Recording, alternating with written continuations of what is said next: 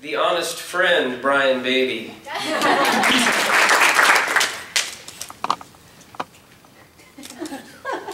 Two things. Number one, I write a lot of haiku. And number two, I was at a reading at Common Good Books on Thursday night, and Connie Wannick, the Duluth poet, had a poem in which she advised the reader/reading audience never to trust an orator with both hands on the podium.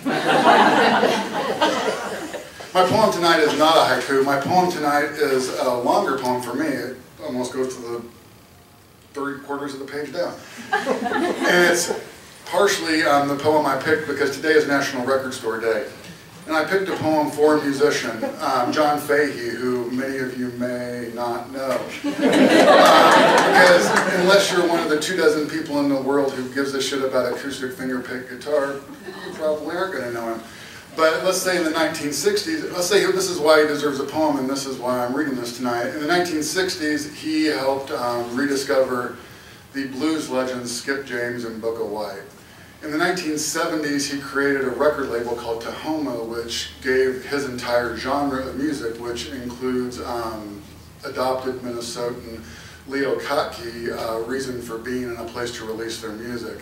In the 1980s, he went through 2 terrible divorces that emotionally and financially bankrupted him.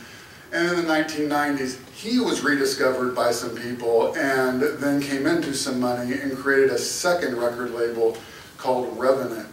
And that gets me almost to this poem because between the 1990s when he was rediscovered and today, in the early 2000s, he died.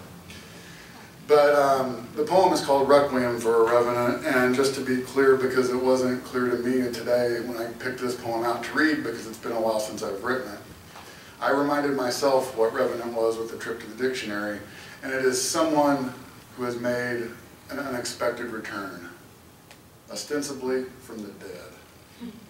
This is called Requiem for a Revenant, and the title is a rip-off of one of Fahey's titles, and it's one of my favorite pieces of recorded music ever, which is Requiem for Mississippi John Hurt. And one other thing.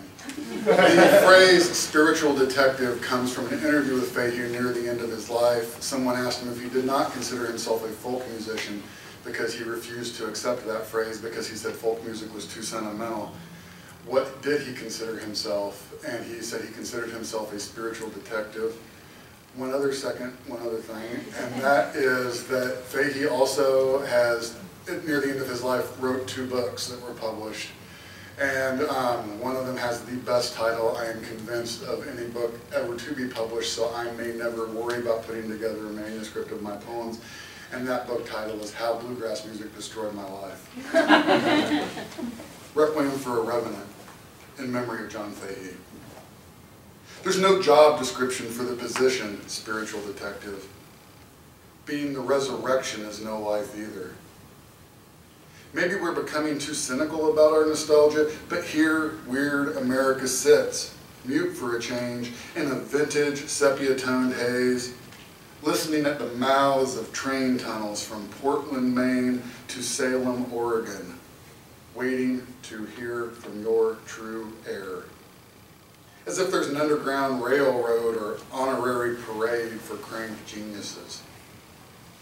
Witches nod as they pass our way and then give us the stink eye.